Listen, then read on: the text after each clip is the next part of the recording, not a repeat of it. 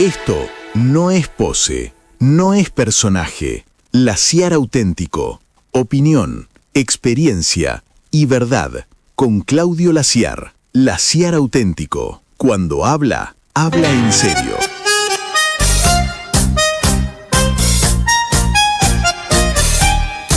Buenas, buenas, ¿cómo va la vida? ¿Qué se cuenta por allí? Qué jornada rara, ¿no? En buena parte de la provincia, sobre todo sudeste, centro, oeste, llovió mucho, con muchísima intensidad, varias dificultades por esto.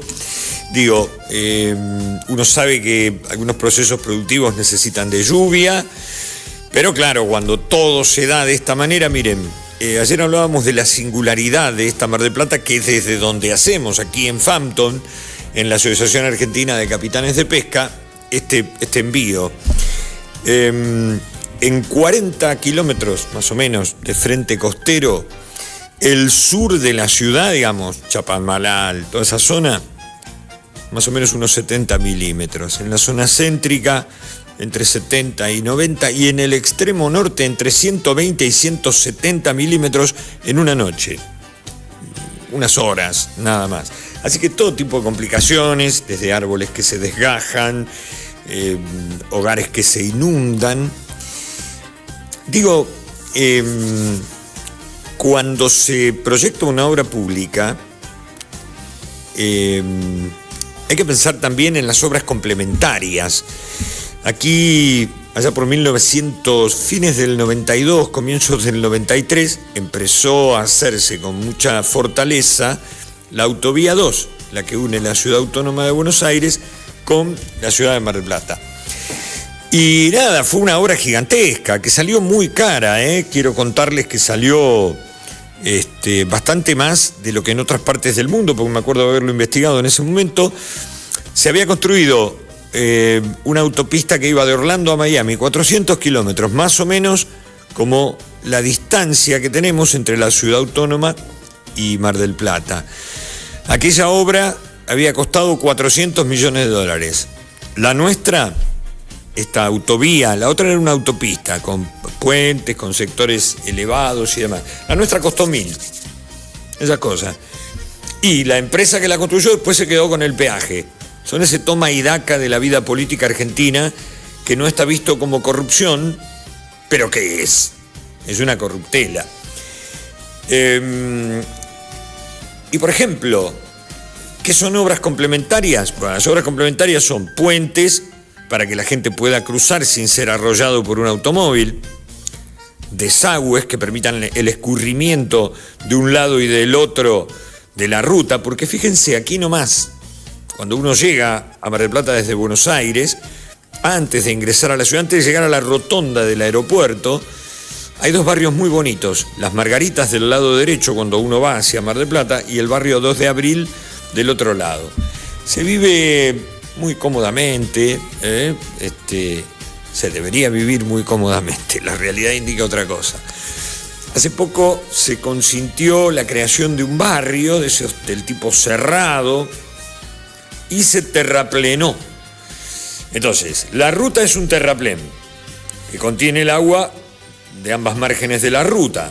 Si no hay escurrimiento hacia un canal aliviador, no hay canal aliviador, entre otras cosas. Algo que lleve todo hacia un arroyo, por ejemplo, eso estaría bueno. Obras complementarias no se han hecho. Y se agregó este barrio. Ahora, a esta hora, las 2 de la tarde, hay gente que tiene 20, 25, 30 centímetros de agua en su casa. A ver, transcurrieron 30 años, muchachos, a nadie se le ocurrió pasar un caño por abajo de la ruta. Digo, concesionada la ruta hasta que la agarró a Ubasa, que esto fue en el gobierno de la señora Vidal. Finalmente la provincia volvió a tener las potestades sobre la Autovía 2. A nadie se le ocurrió eso. Digo, una cosa es que el país tenga abollones por todos lados, que se note que está medio picado en el falso chasis, todo eso vale. Pero amigos, 2 o 3 signos políticos diferentes gobernaron la provincia de aquel entonces hasta ahora.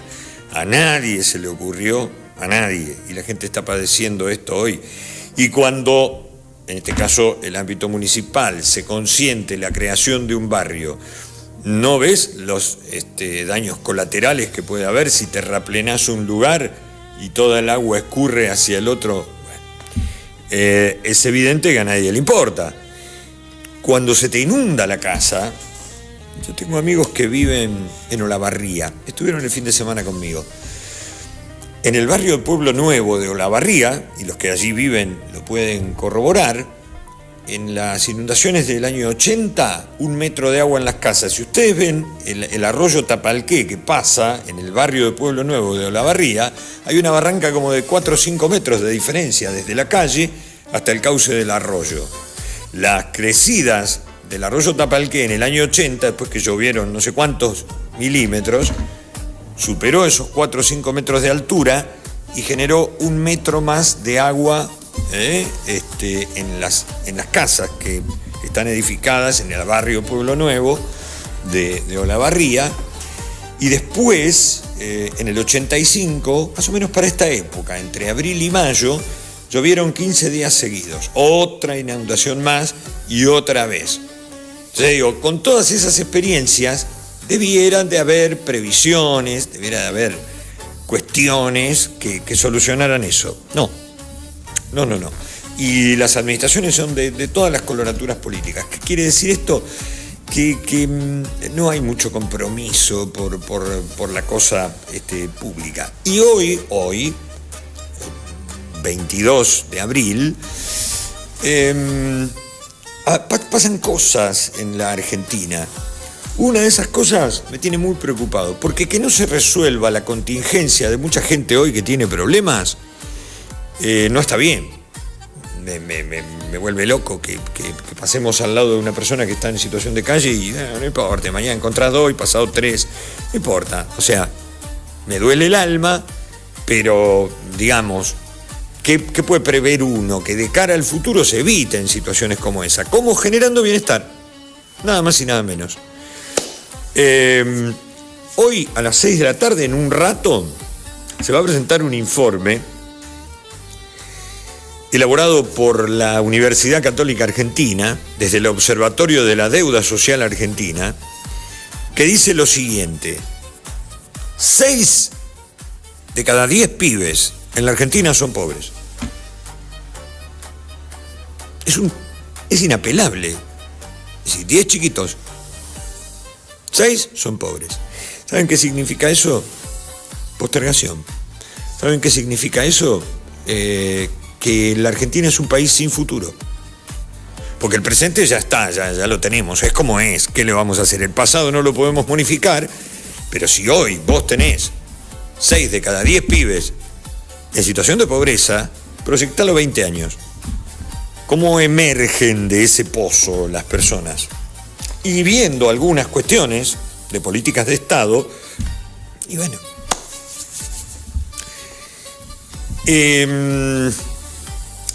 vamos a estar charlando con la autora del informe, que es una joven investigadora del CONICET y del Observatorio de la Deuda Social Argentina, que nos va a contar algunas características salientes. El informe se va a poder ver hoy por el canal de YouTube de la Universidad Católica Argentina a partir de las 6 de la tarde.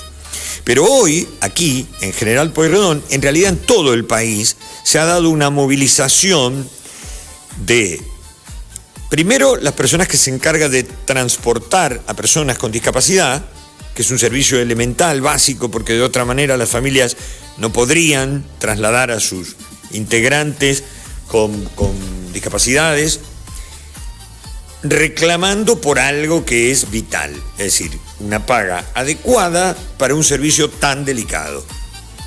Pero además llamaron a los familiares, llamaron a los responsables de las instituciones que brindan servicio y entre todos entregaron una petición para que el gobierno municipal de General Pueyrredón, ha pasado exactamente lo mismo en todas las ciudades a lo largo y a lo ancho del país, y si no pasó va a pasar en las próximas horas, para que transmitan esa inquietud, porque corren severo riesgo, lo venimos diciendo hace 3 o 4 programas que vengo marcando esto, y no varía. Después veremos si hubo respuesta, si no hubo respuesta, si se aceptó la nota o no se aceptó la nota. La cuestión es que hubo un reclamo. A eso se sumaron otros reclamos, pero todo referido a la situación social. Entonces es lícito, es válido que yo piense que mi país es un país sin futuro y que las personas buscarán en otras latitudes a lo mejor su porvenir. Ahora, qué cosa, ¿no? Porque uno trata digamos, de pasarlo lo mejor posible, pero para eso tenés que tener dadas las condiciones. Después nos preguntamos, hoy leí unas declaraciones de Adriana Donzelli, que es la titular del SADOP, el Sindicato Argentino de Docentes Particulares, aquí en General Pueyrredón, que piden un trabajo. Se presentó un proyecto, una propuesta del Consejo Escolar para generar una mesa de trabajo y acompañar a los docentes que están muy solos y que no pueden contener una serie de brotes de comportamiento social inadecuado. Digo, miren, la única manera de hacer que la gente esté más tranquila es que tenga un buen pasar. ¿Cómo se logra eso? Con trabajo. ¿Cómo se logra eso? Incluyendo. No es haciendo cada vez más chiquita la torta y cada vez más pequeñas y más finitas las porciones en las que esta misma torta se distribuye. Yo tuve ocasión de estar, se lo contaba hoy a una querida amiga,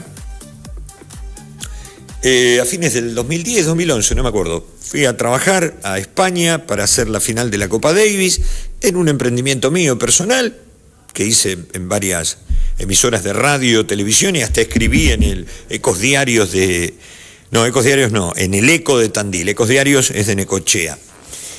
Y entonces, el fin de semana que terminé, me quedé 3 o 4 días, fui a Granada a visitar a mi ahijado, a su familia. Ya estoy con Juan, en un segundito, Fede, muchísimas gracias. Sé que tiene otro compromiso. Lo hago rápido. Se jugaba un partido entre el Real Madrid y Barcelona en el Bernabéu. El Bernabéu está ubicado en el barrio de Chamartín, un barrio precioso de Madrid, en uno de los extremos del Bernabéu, que ahora está muy renovado. Está el Paseo de la Castellana. El Paseo de la Castellana es una avenida con un bulevar central, con árboles, pero no tan arbolado como sería aquí la Diagonal Pueyrredón, pero muy lindo.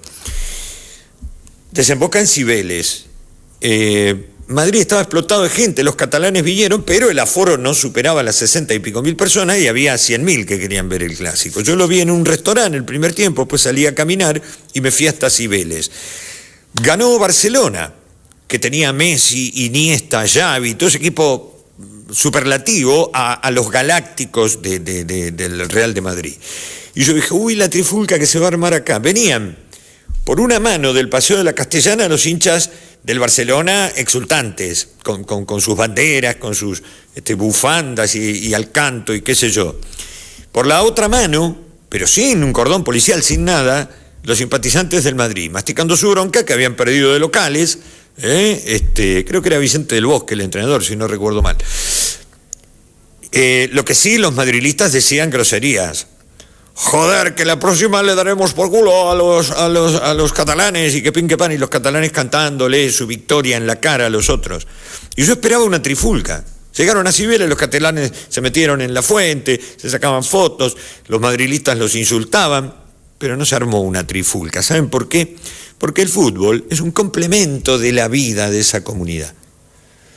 Han logrado erradicar mayormente, y en general, siempre hay excepciones, aquella locura que hace que la gente se mate por un partido de fútbol. Y en la Argentina, cuando nos preguntamos por qué hay una violencia horizontal, bueno, la gente deposita en ese tipo de cosas complementarias lo que no puede hacer en su vida. Entonces, ¿qué ocurre? Y bueno, que pierda tu equipo y es como que te sacaron la expectativa. ¿Por qué? Porque en el laburo te va como la mona, laburás en negro, no te garpan en cuotas, no tenés seguridad jurídica y entonces, bueno, voy al fútbol y si te va mal en el fútbol te fue mal en todo. Las sociedades que viven bien es un complemento. Vos vas al Bernabéu y parece que vas al Teatro Colón de Buenos Aires. No tenés que orinar detrás de una pared mal pintada o debajo de una tribuna mugrienta. El bienestar es primero y las cosas complementarias luego. Pero a nosotros nos comen la cabeza y tenemos 24 horas de programas que transmiten deporte, que discuten si un fallo está bien o está mal. Eso es complementario, chicos. Pero bueno, vamos a las cosas esenciales. Tampoco funcionan. Pero joder, ¿y cómo es que no funcionan? Bueno, no sé, pregúntele, por ejemplo, a los transportistas de personas con discapacidad. Las personas con discapacidad no se pueden mover de modo convencional, depende de la discapacidad que tengan. Pero si es una discapacidad motriz, requiere de un transporte especial que lo lleve con las medidas de seguridad que hace falta, etcétera, etcétera. Y otro tipo de discapacidades requieren de un transporte especial. La familia tiene que trabajar, no pueden llevarlo en los horarios que hacen falta, a un hogar de día, a un instituto de rehabilitación. Ahora, hay una ley de emergencia en discapacidad que se aprobó en el Congreso de la Nación, pero no está reglamentada, o sea, nada. Y mientras tanto el gobierno dice, no, pero vamos a hacer más modificaciones. Y la preocupación es que tal como está hoy, nadie exige el cumplimiento ni la reglamentación para aplicarla como corresponde, porque el gobierno ya quería cambiarla, por suerte políticamente se le dijo que no, pero ahí quedó, nadie hizo nada más. Juan es la voz cantante de los transportistas de personas con discapacidad. Su representatividad es de pertenencia, porque él hace esa tarea, y muchas otras personas, y hoy reclamaron por contención, por atención. Hoy hicieron un paro, dice, miren, no podemos. Juan, ¿cómo estás? El gusto en saludarte, gracias por atendernos, sé que estás medio jugadito con los tiempos, pero no te vamos a quitar mucho tiempo. ¿Cómo te va? Claudio, ¿cómo estás? Es un honor hablar contigo, así que no hay ningún inconveniente. Mirá, yo valoro mucho porque, digamos, es una prédica constante, ¿viste? Y parece que uno es una persona que se empeña en buscarle la quinta pata al gato o en mostrar las cosas que están mal. Ocurre que hay cosas elementales que no deberían discutirse. Y sin embargo, bueno, acá estamos a los manotazos. ¿Qué fue lo que pasó hoy que tiene espejo en otros puntos del país, Ciudad Autónoma? Y yo calculo que en todas las provincias ha de haber un reclamo parecido al que hoy tuvimos aquí en la ciudad. Contanos, Juan. Claro, sí, es un reclamo de manera nacional. Tuve una réplica acá en Mar del Plata porque, bueno, nosotros como transportistas estamos pidiendo, exigiendo y haciendo visible esta problemática que estamos teniendo, no solo los transportistas, sino el colectivo entero de discapacidad. Pero básicamente en nuestro sector lo que tenemos hoy es un atraso en autorizaciones que no nos están dando las obras sociales de traslado que se están realizando, se siguen realizando desde el primer día hábil de enero de este año. Ajá. Aún no tenemos las autorizaciones. Y a eso le tenemos que sumar el gran atraso en los pagos de los pocos que tienen autorizaciones, aún todavía no han cobrado el mes de febrero y marzo. Y incluso algunos, Claudio, todavía no tienen pago lo que es meses del 2025. Sí, sí.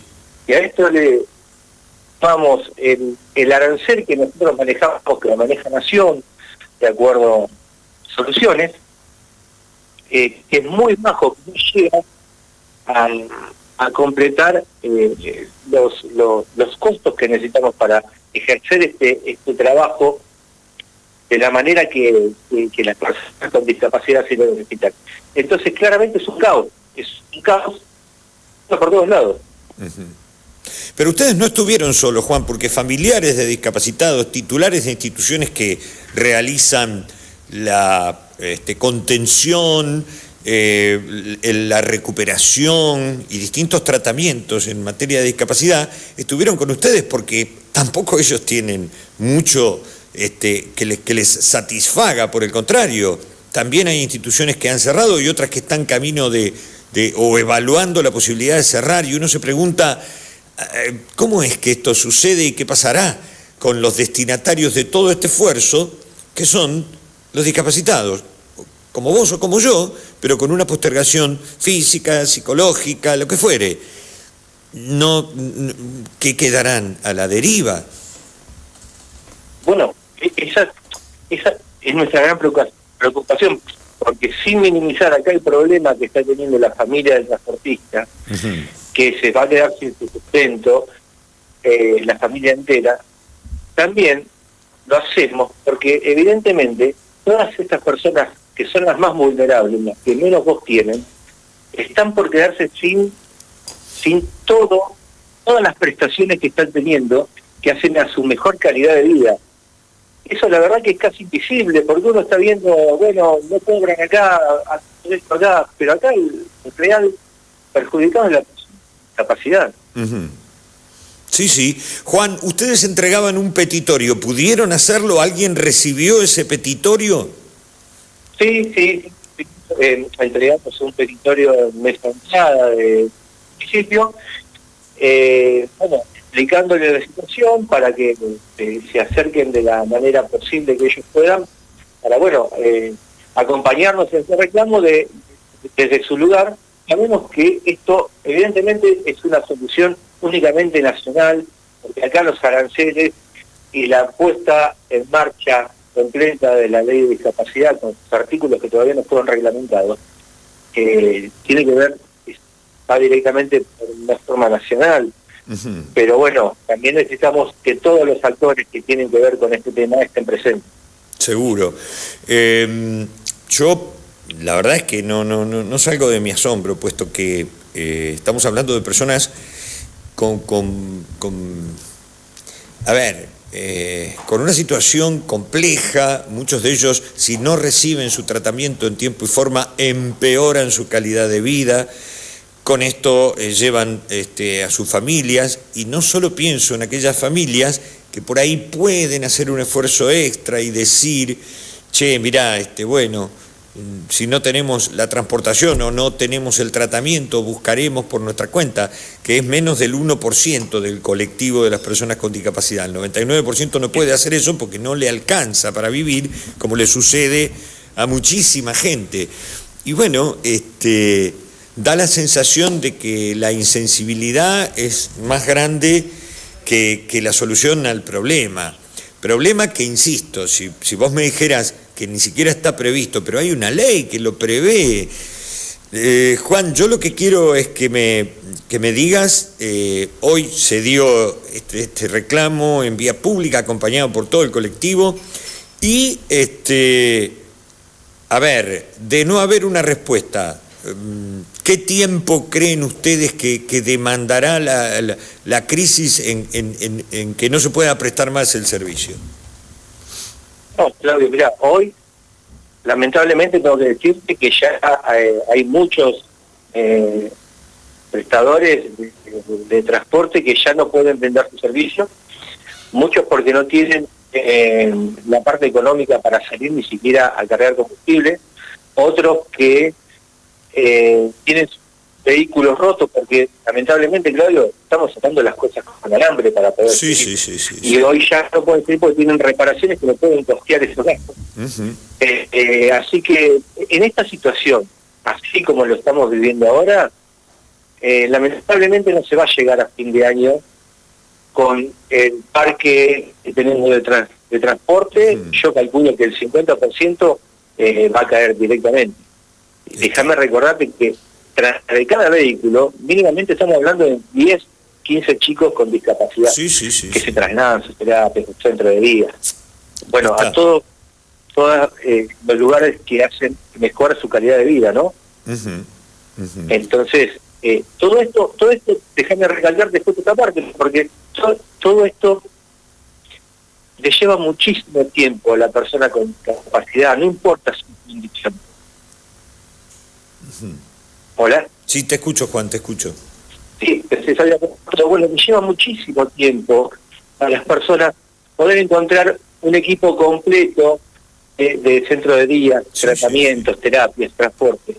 Y es pasito a pasito su mejor calidad de vida. Y un solo día que no vayan, ni hablar de una semana, ni un mes, se derrumba todo automáticamente. todo este trabajo se le derrumba. Entonces, imagínate que esto es una cadena, y viste que la cadena se corta siempre por el eslabón más débil. Exacto, exacto. Bien, entonces Juan, hoy transporte se está cortando ese eslabón, las personas no van a poder llegar a ningún lado, ni su centro de día, ni su terapia, que incluso hoy, como vos bien decías, hasta algunas se están cerrando. seguro.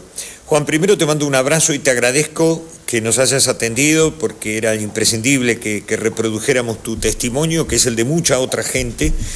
Y después, nada, hacemos votos para que la próxima vez que te llamemos, por lo menos aparezca un indicio de solución, algo, porque yo sé que muchos de ustedes siguen trabajando, a pesar de que hace un tiempo les prometieron el oro y el moro y ese no llegó.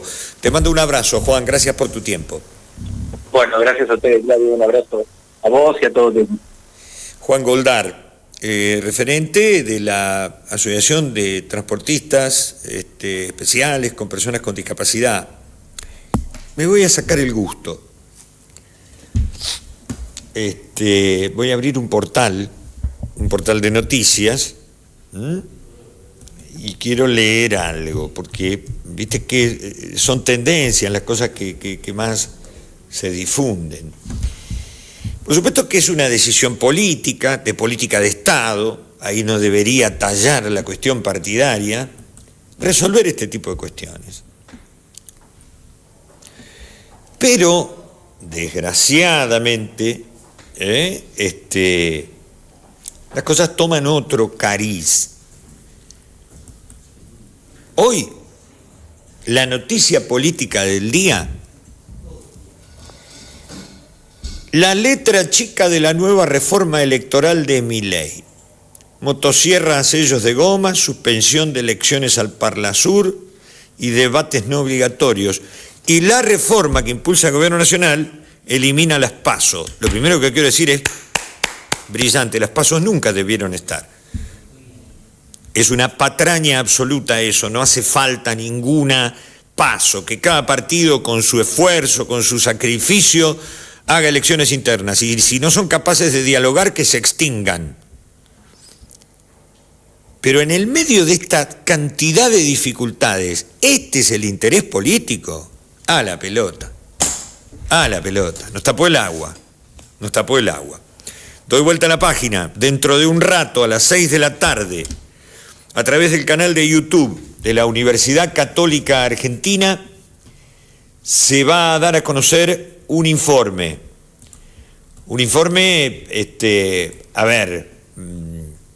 duro, difícil de digerir. Infancia en Argentina, nuevos avances, deudas estructurales y dimensiones postergadas, 2010 a 2025. Sucintamente digo que la Argentina presenta un cuadro complicado en cuanto a la infancia. De cada 10 pibes, 6 son pobres. Perfectamente puedo yo inferir que si no hacemos nada como sociedad, y ahí vuelve otra vez el hipotético estado de bienestar, la contención, lo dice la Constitución Nacional, no estoy inventando nada. Esto y decir que para muchos pibes de hoy en la Argentina no hay futuro es casi lo mismo. Este informe, en el que trabajaron muchísimas personas, es un trabajo de la Universidad Católica Argentina que, insisto, se va a dar a conocer en un rato, a partir de las 6 de la tarde. Es, muy descriptivo de la situación que atravesamos en este sentido. Y tiene el sello de seriedad con lo que esta universidad trabaja siempre, ¿no? Ahora, yo digo, ante una cosa como esta, yo creo que es virtuoso pensar en un país que achique su déficit fiscal. Yo creo que es virtuoso pensar en un país que busque la salida ahorrando dineros que se gasten superficialmente, pero la superficialidad no es la calidad de vida de las personas. Superficialidad es otra cosa. Gasto innecesario es otra cosa. Y no poner el acento en estas cuestiones es francamente un asunto muy doloroso.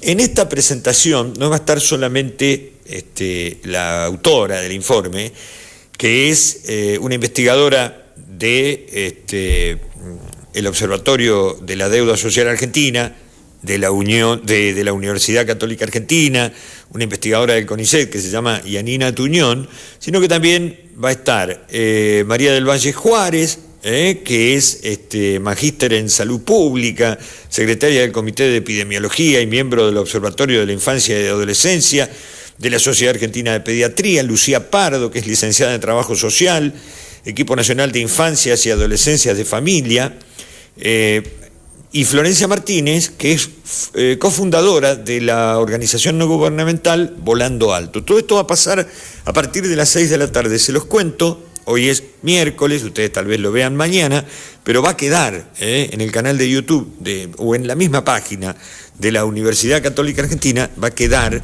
registrada la presentación de este documento. No es un tema menor. Miren, yo insisto en esto, que muchos de los argentinos que tienen mi edad, o un poco más, ya estén jugados y sepan que su futuro va a ser cuesta arriba, es bárbaro. Que no se atiendan las cuestiones emergentes de hoy, de personas adultas, no está bárbaro, es horrible, pero bueno, vaya y pase, pero que estemos asegurándole a 6 de cada 10 pibes en la Argentina que no van a poder hacer pie en la vida, y viejo, digo, cuando alguien se propone para ocupar un puesto público, tiene que traer un manojo de propuestas elementales, básicas, de las que son responsabilidad indelegable del Estado. Digo, a ver, traer una propuesta de que el sol salga por el oeste es una pavada, y todos los días veo en el Consejo Deliberante, en los consejos deliberantes, en la legislatura provincial, en el Congreso de la Nación, unas propuestas que dan vergüenza ajena.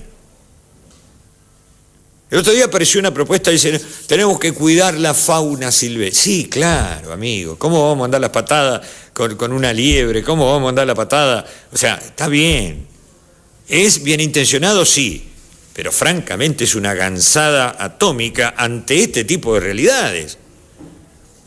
Entonces digo, ¿qué es lo que nos falta? Criterio, razonabilidad, entender al otro, loco. ¿Y para qué te metes en una actividad si no es para resolverle la vida a los demás? Yo quédate en tu casa, solazate en tu bienestar, en tu bien pasar, en tu pretendida intelectualidad, pero no ocupar un puesto público que además no es barato, es bastante oneroso para el Estado, y presentar cosas tan absurdas. Che, no sé si podemos hacer una pausita. Complico mucho si pido una pausa, puede ser. Hacemos una pausa breve y enseguida estamos de regreso. Si podemos, vamos a charlar con Yanina. Y si no, les contaré yo más o menos sucintamente los pormenores de este informe. Dale nomás. La CIAR, auténtico.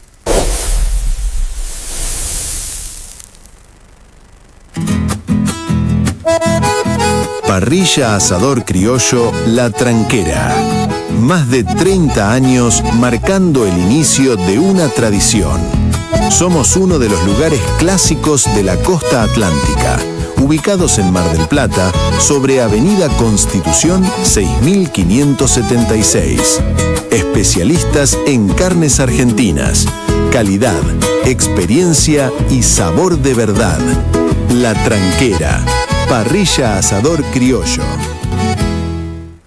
Ideas claras, voz firme.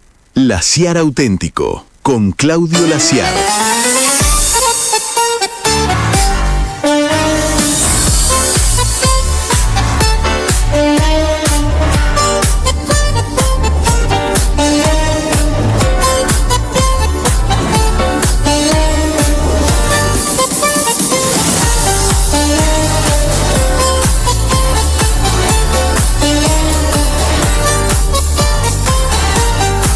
Bueno, aquí estamos, otra vez, dando vueltas. Yo, insisto, por ahí les pido disculpas, hay cosas más entretenidas que verme a mí o escucharme a mí con estas cosas. Pasa que estas cosas son las que nos cambian el talante, las que nos perturban el cotidiano vivir.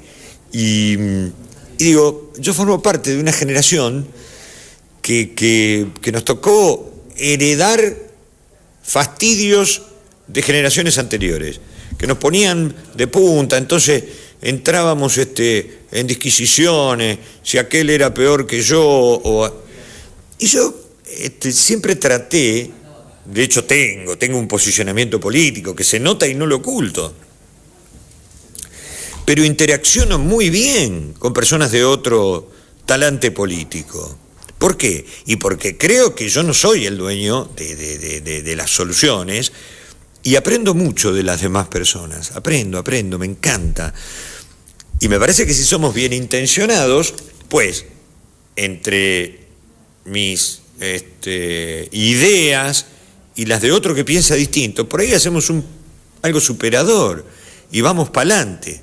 Bueno, se ve que es quimérico eso porque no hemos logrado poner el acento en esto. Por ejemplo, puse el ejemplo de aquel partido de fútbol, aquella vez en un diciembre ya muy frío en Madrid, porque cada uno se fue a su casa y no fue necesario que se agarraran a patadas en un lugar público ni que rompieran nada, porque, digamos, ese aspecto que los había puesto enojados a los madrilistas era un aspecto complementario de la vida. Las cuestiones, cada uno de ellos volvió a su casa y comió un plato rico de comida, si no había comido nada en el estadio, pudo tomarse un transporte público sin que sufriera demasiado y al otro día volver a su trabajo e irse de tapas a la tardecita como acostumbran a hacer, porque eso es el estado de bienestar. Miren, yo nací en 1961 y siempre cuento lo mismo.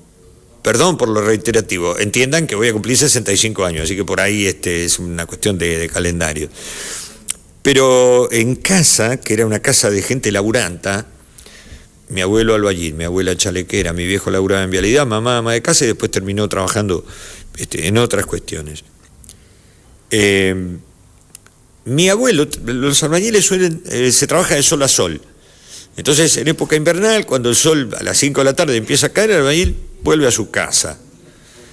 Y el abuelo llegaba a casa, como dice Fernando Bravo, se pegaba una enjuagadita, ¿viste? Se lavaba la cara, las manos, se ponía una pilcha limpia, ping, y se iba al club. El club del barrio, el Club Defensa Argentina, del que yo soy hincha en la Liga Deportiva del Oeste de Junín.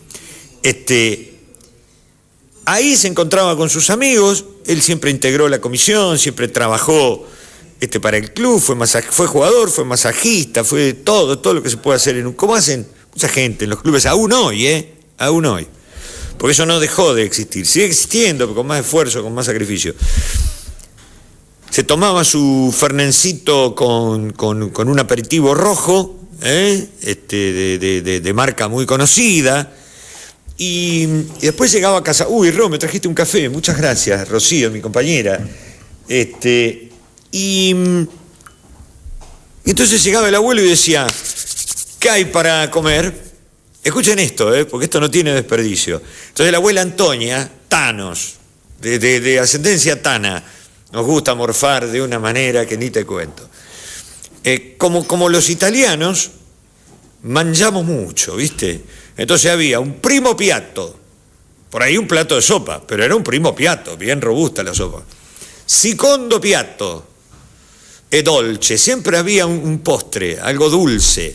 Si no era el postre vigilante tradicional, queso y dulce, que acá el otro día preguntábamos con Carla, a ver, che, ¿qué es? ¿Con membrillo o con batata? A mí el membrillo no me gustaba, ahora me encanta. Dice Federoso que el membrillo da acidez, qué sé yo, no sé. No, si te lo dan para que tengas una mejor digestión, Federoso. Vos, bueno, Federoso le da acidez. No es el vino que se clavó antes, el postre. No, bueno, en fin. ¿Qué quiero decir? Había ocupación casi plena. Estoy hablando de finales de la década del 60. no había dudas de que te podías tomar un colectivo para ir a laburar. En el último semestre, yo les diría que cayó un 25%, por lo menos acá en General Pueyrredón, el número de personas que toman transporte público de pasajeros, que cuesta, en el boleto plano y único para el sector urbano, porque si vas a la sierra es más caro, si tomas un interurbano es más caro, vale 1.530, 1.550 pesos. ¿Qué quiere decir? Que hay personas que toman mínimo 2, pero por ahí 4 bondilines. Si tomás 2, estamos hablando de 3 lucas. Si tomás 4, estamos hablando de 6 lucas. 6 lucas para un trabajador o trabajadora que gana, a ver, por día 30 lucas, complicadito. Si trabajás horario corrido tenés que tomar algo o comer algo. No es como acá que viene Rocío y me regala un café. No, tenés que garparlo afuera. Una facturita, 5 o 6 lucas. Si lo que querés es comer algo un poquito más robusto, ya estamos hablando de promedio, un Diego para arriba. Diego de Morphy. Ahí nomás, cortito. 6 luquitas de transporte. Si tomás 4 transportes es más, pero ponele 2. Estamos hablando que el tipo se gastó 16 lucas por día y gana 30. Saca la cuenta. 15 lucas por día por 26 días de laburo. Entonces, chicos, cuando me hablan de un país en el que hay que hacer un esfuerzo, más esfuerzo cree que haga la gente, más. La gente viene haciendo esfuerzo desde que allá por la década del 70 se alteró la paz social aplicando políticas de Estado supuestamente liberales. Yo he estado en países liberales, tengo amigos que viven en países liberales. No consiste en reventarle la vida a la gente, El estado de bienestar justamente en los países que son liberales de verdad existe. Existen pústulas y postergaciones. La perfección no existe como tal en materia política o social, como ustedes quieran llamarle. Ahora, que el estado de bienestar existe. Y si vos laburás, no puede ser que seas pobre. Si vos laburás, ¿cómo vas a ser pobre? A ver, hay 1000 argumentos que yo cuando los escucho, no es una excusa, pero la verdad se me caen los pocos pelos que me quedan. No me vengan que es necesario sufrir. No, dice, porque si hacemos esto en otra vida, no. Ayer estuve viendo unas películas, no menos de 2 o 3, documentales de 40 y pico minutos, hechos todos en el extranjero, sobre la figura de Francisco I, el cura Bergoglio. La dimensión humana de ese tipo, mamita querida, qué chiquito me sentí, qué pequeño, qué impotente me sentí al ver el modo en el que ese hombre se plantó ante uno de los estados, si no el más poderoso del planeta, porque somos 1.200 millones de católicos en el mundo. Y usted me dirá, no, pero los chinos, sí, probablemente, en volumen sean más. Pero, y el loco plantó bandera de austeridad, de ser condescendiente con lo que dice, actuar y decir de una misma manera. Y él dice porque físicamente no está, pero queda su legado, y quien lo sucedió, si bien tiene otro origen, trabajó mucho tiempo en América Latina y tomó la posta de esa orden de los franciscanos, que son una especie de orden, son una orden de hecho, con una formación tan rígida y tan apegados a eso, que no dejan dudas. Y Francisco decía que los pobres, además de pobres, son docentes de la vida, porque te enseñan cómo mitigar ausencias importantísimas que tienen en sus vidas sin llevarse puesto a nadie. Y que si vos le das contención, te devuelven en amor mucho más. Y usted me dirá, ay, Laciar, ¿de qué me está hablando? Estoy hablando de que mucha gente salvó su vida gracias a la conmiseración. Pero no es solo conmiseración, es entender al otro. A ver, mucha gente cree que es un hecho chiquitito y sin trascendencia. Cuando aquel cardenal viejito salió y habló de Jorgium Marium Bergoglium, yo pegué un brinco, estaba tomando una siesta, me acuerdo, un descansito, tirado en la cama, casi me muero, casi me caigo al piso. Inmediatamente viene toda esa cosa, ¿no? Entonces le dice, santidad, venga, salió con una sotanita normalita, se plantó ante la gente y le dice, ¿y qué va a hacer? Mire que fueron a buscar un papa al fin del mundo. Hay una serie de leyendas y de predicciones que hablaban de que el último papa, porque el papa emérito, Benedicto XVI, era el papa número 12, y decían que con el papa 13, que era Francisco, se terminaba el mundo. No se terminó nada del mundo, se termina en otra cosa, el mundo no. Pero lo cierto es que jugando con esa cosa, con esas profecías y todo eso, el tipo dice, fueron a buscar un papa al fin del mundo. Santidad, dice, acá están los zapatitos colorados, no, déjeme con esto que yo ando bien con esto. ¿Saben qué hizo al día siguiente? Se subió a uno de los carricoches que hay ahí, no el más llamativo, y le dice, lléveme a Vía Candia tanto. Vía Candia es una arteria comercial muy linda que está a 5 o 6 cuadras de la Piazza San Pedro. Y no mandó un edecán, se bajó el guía y casi se caen de tujes los que estaban ahí. Era un hotelito en el que él había parado cuando iba ahí al Vaticano y fue a pagar la cuenta. Y a otro le llevó a arreglar los zapatos. Y dice, acá le traigo este zapato, hágame media suela. ¿Qué es un miserable el Papa? No, es un tipo auténtico. Un tipo auténtico. Entonces, digo, este informe que se va a presentar hoy, a las 6 de la tarde, en el canal de YouTube de la Universidad Católica Argentina, tiene el valor de mostrar que no estamos siendo modernos, que estamos siendo estúpidamente arrogantes y que privilegiando esa vida de aspectos, digamos, económicos y financieros, estamos rompiendo en pedazos algo que cuesta mucho conseguir, que se llama paz social. Y la paz social no es solo que un loco salga con un revólver y empiece a los tiros y elimine a sus vecinos de edificio. No. La paz social se construye desde la contención y el bienestar. Yo te puedo contar un cuento y decirte, no, porque dentro de 10 años, si nosotros sostenemos este esfuerzo, la Argentina va a ser otra. Hoy somos 49 millones, casi 50. Bien. ¿Cuántos van a llegar de esos con las altas y bajas vegetativas? Eso ya sabemos que es dinámico.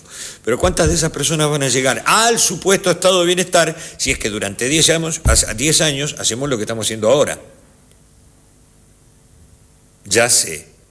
No, pasa que, viste, y no, los que estuvieron antes se chorearon todo. Ah, qué linda manera de entender la vida. Cuando yo era pequeño solíamos hacer un chiste, íbamos a la cancha y no teníamos guita para pagar el ticket de todos. Entonces íbamos de 7 u 8 y entrábamos en filita y el hombre contaba 1, 2, 3 y vos entrabas y le decías el de atrás tiene la entrada. Cuando llegaba el de la entrada tenía 2 entradas y habíamos entrado 8. Y el tipo no te podía salir a correr porque ya estábamos en la tribuna y te mezclabas con la gente. Y además, si se iba a correrte a vos, se le colaban otros. Y esto es lo mismo. No, el que pasó fue un desastre, pero ahora yo, y si me elegís de nuevo, no sabés. Y cuando terminó la fila, estás como el tipo de Utedic. que dice, pero escúchame, entraron 8 y me dieron 2 entradas. Es exactamente lo mismo. Y si a finales de los 60, cuando yo recuerdo lo que decían en mi familia, todavía existían esos tíos que uno no sabe muy bien por qué eran tíos. Yo le decía tío a un montón de gente que no eran tíos, eran paisanos del mismo pueblo de mis abuelos, de mi abuelo Miguel. Entonces dice, no, y acá está tío Evaristo. Tío Evaristo era un señor enjuto, así de rostro, cara enojado, y venía de visita y conversaban. Y me acuerdo los comentarios. Venía otro señor al que apodaban Billo, se llamaba Luigi, pero le decían Billo. ¿Cómo viste? Luigi, una cosa así. Y Billo era un hombre que había estado en la guerra, en la Primera Guerra Mundial, y que había venido a la Argentina y encontró un sosiego, ¿viste? El que presidía el país en ese momento era Juan Carlos Onganía, un oscuro general del ejército con pocas luces y muchos menos escrúpulos que luces, y mirá que luces tenía pocas, ¿eh? Entonces hacía cosas increíbles, y yo me acuerdo a Billo, esta especie de tío, no sé muy bien de qué modo presentarlo. Mi mamá era muy jovencita, me tuvo a mí muy jovencita, entonces le fastidiaba que se discutiera. Y Billo generaba polémica. Y me acuerdo que decía en su cocoliche, questo longanizza è proprio, y decía algo en italiano, que me parece que era strunzo y que no es una palabra halagüeña, justamente. Pero cuestión que mi madre decía, Billo, le prohíbo que hable de política. Pobre mamá. Ya lidiaba conmigo, como para bancarse también a alguien que viniera y puteara los domingos. Tenía la peculiaridad de llegar justo en el momento en que mi abuela había hecho las tortas. Ahí parecía que olfateaba, capaz que estaba escondido atrás de un árbol el tal Billo. Y cuando olfateaba que la abuela sacaba la bandeja con las tortas fritas para que se enfríen, o la torta que había hecho de chicharrones con azúcar arriba para que el malcriado de su nieto, o sea yo, saliera satisfecho, ahí aparecía Billo. En ese momento, la historia me dice que era casi plena la ocupación en la Argentina, que el índice de pobres era infinitamente menor al de hoy. Estoy hablando de finales de la década del 60, comienzo de la década del 70.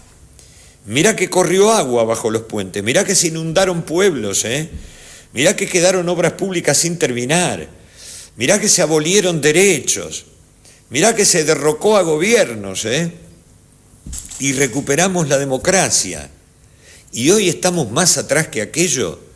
Esto me autoriza a decir, y quien piense lo contrario puede venir cuando quiere y se sienta acá y discutimos, qué bien que estábamos cuando estábamos mal, Dios mío. Porque hoy con toda esta sabiondería de gente, el que no es licenciado es magíster, el que no es magíster es esto, lo otro, nos va como el culo. Entonces digo, ¿por qué no volvemos a la fuente, chicos? Si vos solucionás de a poco, porque mágico no es, che, ¿qué falta en la Argentina? Laburo, ¿qué podemos hacer? ¿Querés que tire una idea? Una sola. Luro y Funes. Ahí hay una casillita del ferrocarril y había una barrera que se bajaba cuando el tren que iba a Miramar cruzaba y atravesaba toda la ciudad paralelo a la calle Guido.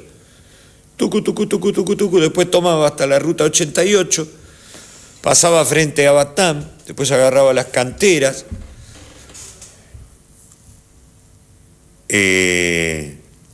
pasaba por estación Chapadmalal, después pasaba por Otamendi y después llegaba hasta Miramar. Si nosotros quisiéramos hacer algo virtuoso, bueno, proyectaríamos eso.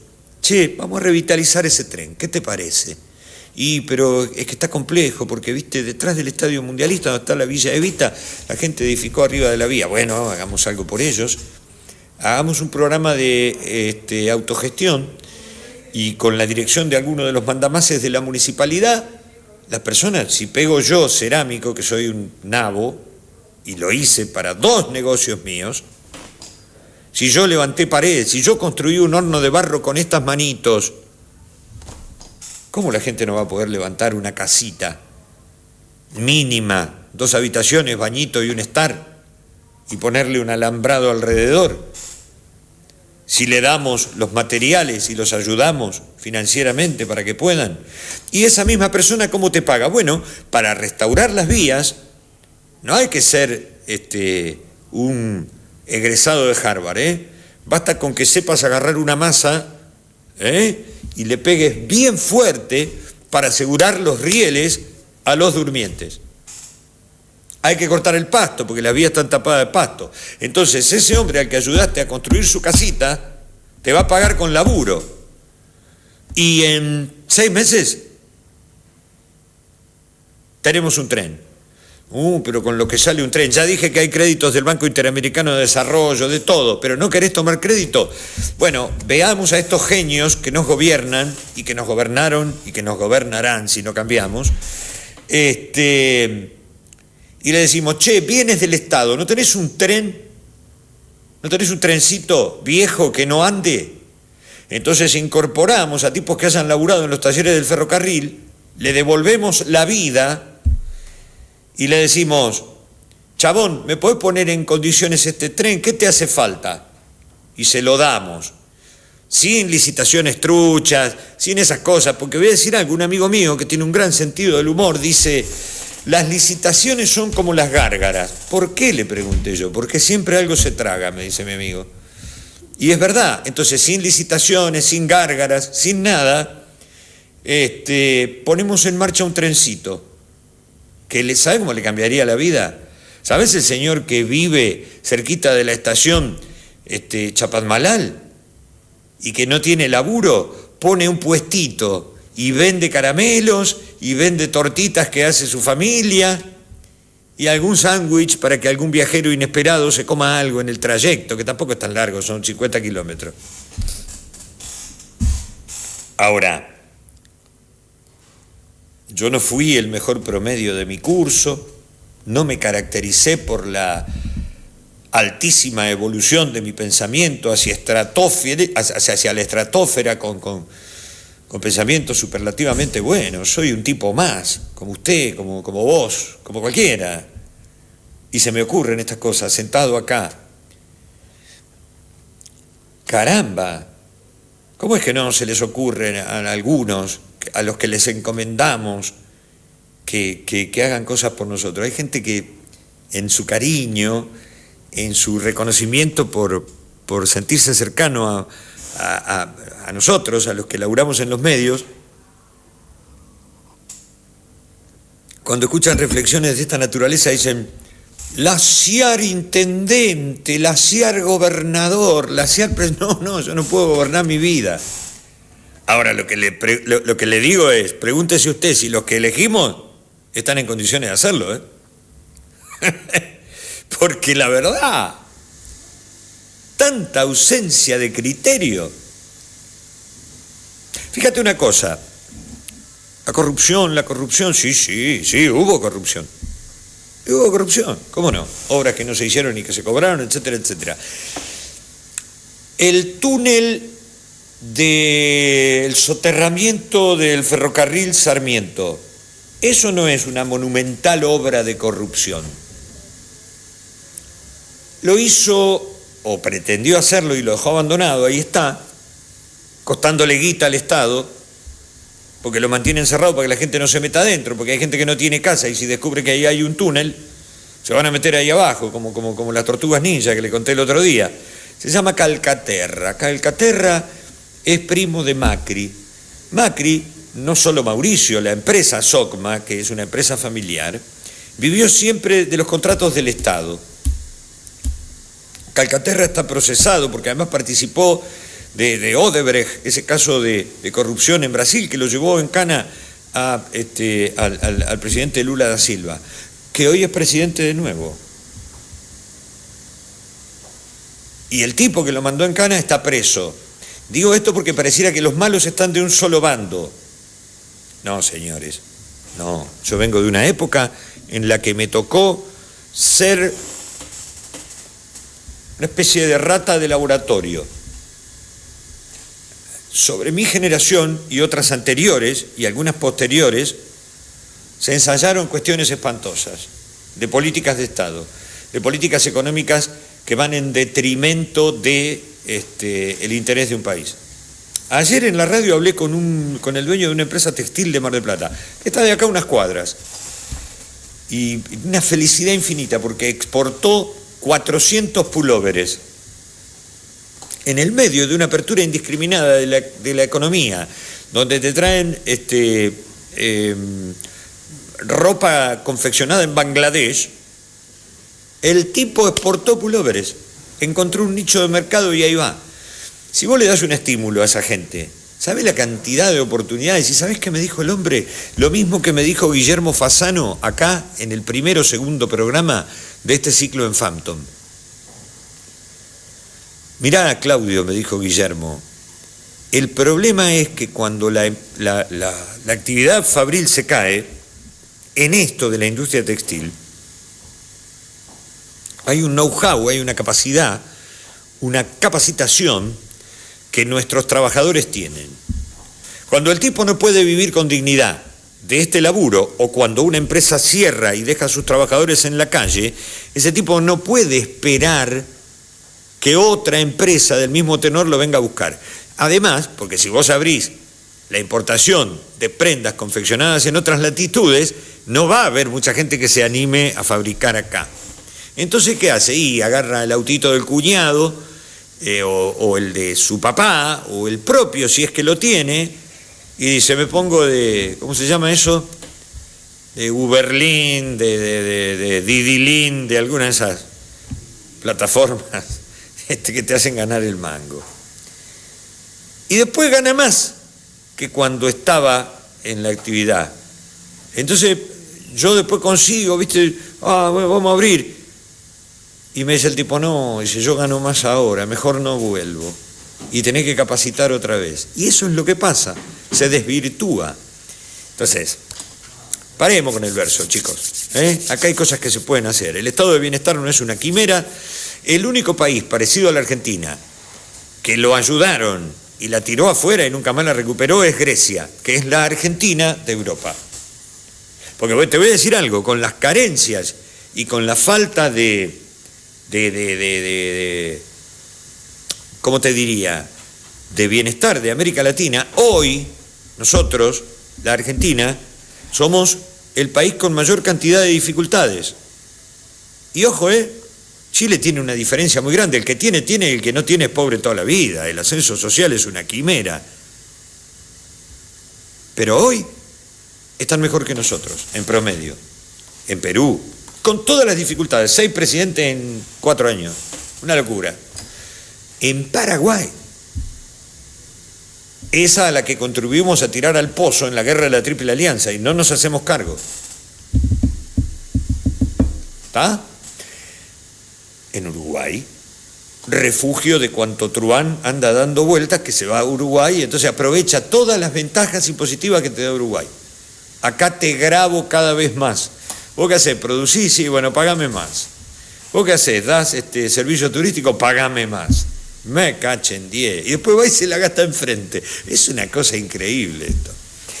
El estado de bienestar no es una quimera, es una necesidad imperiosa, porque de esa manera se solucionan un montón de problemas. Este informe, que al final no pudimos charlar con su autora, capaz que por culpa mía, yo creo que me escuchó a mí y dice, con este talambana mejor no salgo. Y bueno, pobre, tiene todo su derecho. Y si no es así, algo se interrumpió y no pudimos establecer el contacto. Pero a lo que voy es, está probado que cuando la gente está bien, hay un montón de cosas que mejoran. Estos 6 pibes de cada 10 que son pobres, dentro de 10 años van a haber terminado su educación a los ponchazos, como pudieron, porque si le siguen garpando lo que le garpan a los docentes, no va a haber menos docentes que ahora. Su salud va a estar resquebrajada, porque si no se alimentan convenientemente, porque son pobres, su salud se va a resquebrajar y van a acudir en masa a la salud pública, que si hoy está hecha pelota, imaginemos cómo será de acá a 10 años si seguimos con esta idea. Entonces, si no paramos la calecita, el caballito de madera se le va a caer la pata, al avioncito de chapa se le va a caer la alita, y todas esas cosas que hay en las calecitas. se van a deteriorar. Pensalo, porque por ahí uno exagera, ¿no? Esto que te conté no me lo contó nadie, lo veo todos los días y lo vengo viendo desde que tengo uso de razón. Qué bien que estábamos cuando estábamos mal, queridos.